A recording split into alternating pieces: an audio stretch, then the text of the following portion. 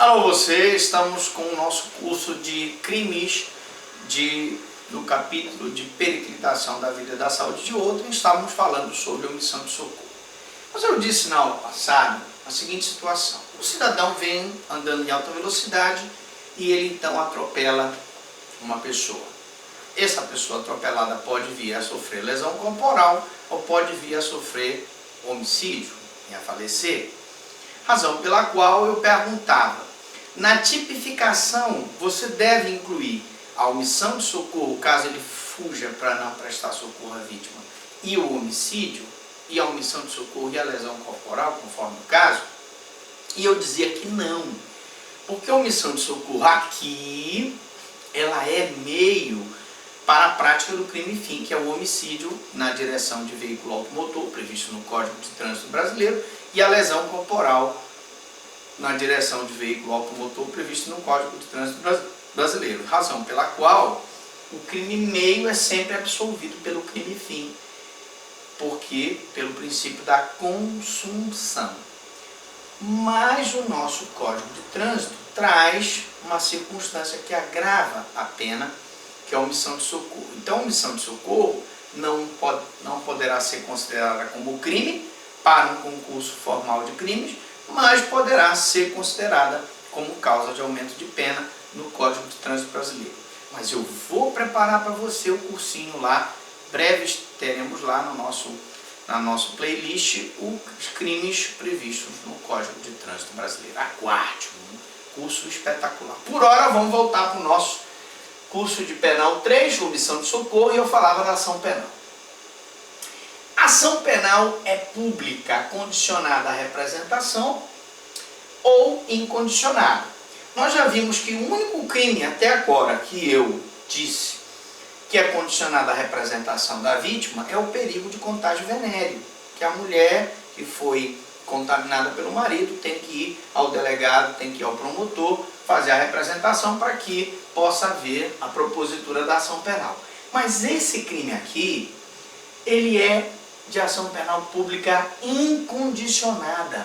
Significa que a pessoa que se omitiu do socorro pode ser processada pelo Ministério Público sem que haja necessidade de uma representação para que o promotor possa agir, para que o delegado possa abrir o TCO ou abrir o inquérito policial.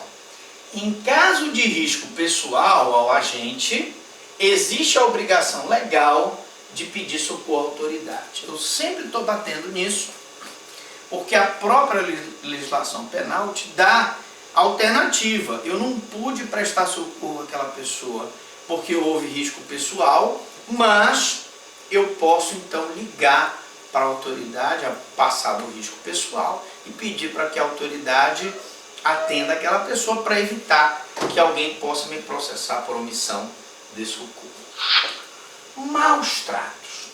Estamos chegando ao final, do nosso curso. A nossa diretora está aí dirigindo com mãos de ferro.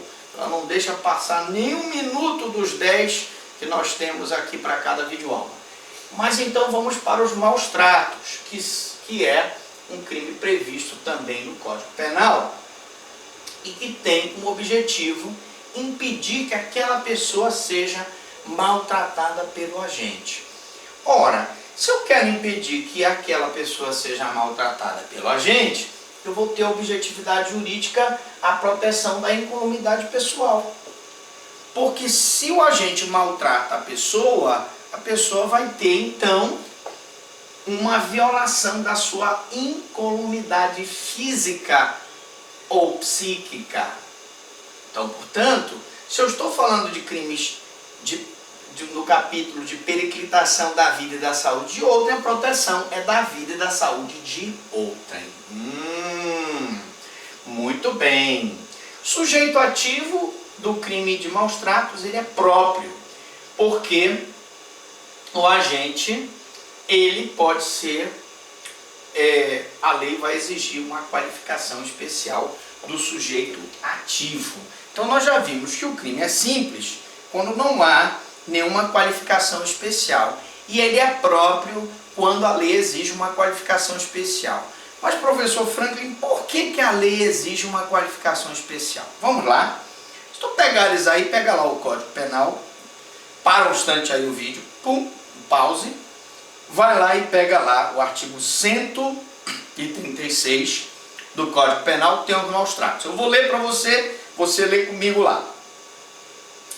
Expor a perigo a vida ou a saúde de pessoa sob sua autoridade, guarda, vigilância para fim de educação, ensino, tratamento ou custódia, quer privando de alimentação, quer aos cuidados indispensáveis, quer sujeitando a trabalho excessivo ou inadequado, quer abusando de meios de correção ou disciplina.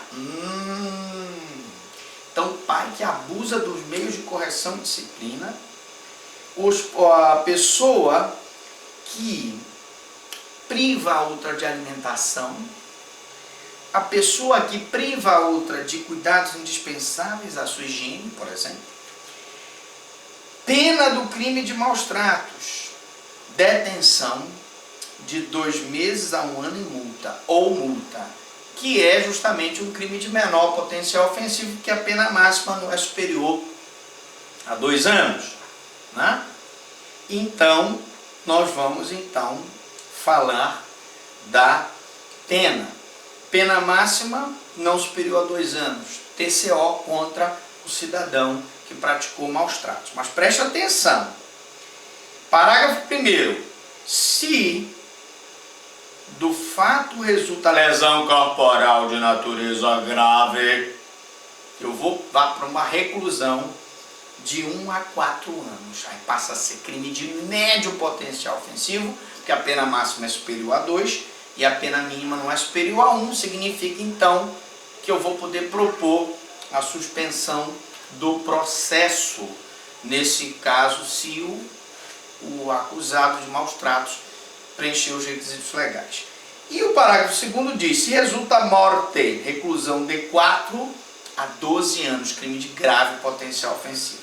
Ainda temos a seguinte situação: aumenta-se a pena de 1/3 se o crime é praticado contra pessoa maior de 14 anos. Bom, eu li para você a tipificação do maus tratos para te dizer que o sujeito ativo é próprio porque a lei exige uma qualificação especial. Aqui eu estou vendo a seguinte situação: ele, para tipificar o maus tratos, ele tem que ter, a pessoa tem que ter sob sua autoridade, então tem que ser uma autoridade que tem aquela pessoa, sobre guarda-vigilância.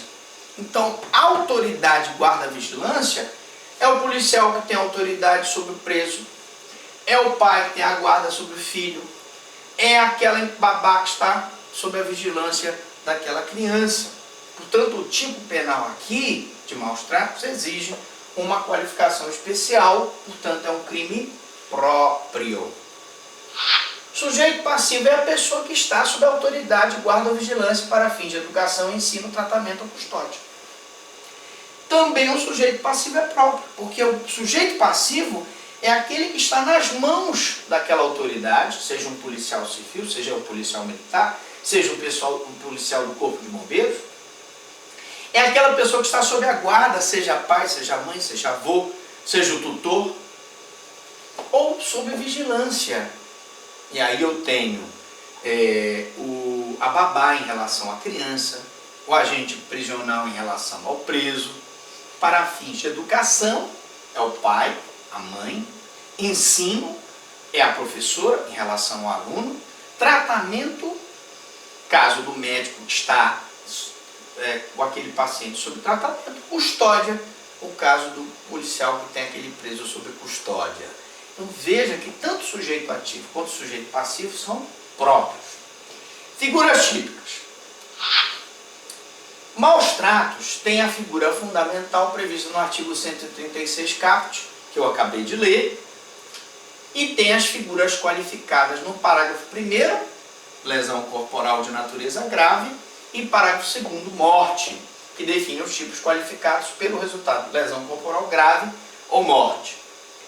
Bom, elemento subjetivo do tipo. Evidentemente que os maus tratos só podem ser praticados se a pessoa tiver a intenção de praticar os maus tratos. Então ele tem que ter o dolo de perigo, sendo inadmissível a forma culposa. Eu não posso condenar uma pessoa por maus tratos por negligência, imprudência e imperícia. Eu tenho que condenar se ele sabia que aquela pessoa estava sob sua guarda, sob sua vigilância, sob sua custódia, e ele maltratou aquela pessoa, quer privando dos alimentos necessários, quer exagerando no castigo que aquela pessoa venha a receber. Então imagine, por exemplo, o caso de um pai que castiga aquela criança dando uma surra com cabo de fio elétrico, dando uma surra com um pedaço de ferro, colocando o ferro elétrico quente na costa da criança. Nós vamos ter um caso de maus tratos. Quer o pai que deixa aquela criança sem comer, a mãe que deixa aquela criança sem comer, nós vamos ter um caso de maus tratos. Elementos objetivos do tipo pode ser executado de várias maneiras, né? Então, eu tenho, ainda dá tempo, a nossa diretora aí já está dando o sinal. Eu vou então pedir para você ter um pouquinho de paciência. Nós vamos abortar a aula aqui e voltamos daqui a pouquinho. Você que está gostando, dê a sua curtida. Professor, eu quero que o senhor melhore aí o áudio, eu quero que o senhor melhore aí o vídeo. Lembrando a você que a nossa proposta é uma aula bem artesanal, bem simples. Então aqui não tem corte, aqui é ao vivo e a cores. Pá, pum, pá. Então, se você quiser mandar a sua dúvida, mande a sua sugestão, mande a sua crítica para a gente melhorar, né?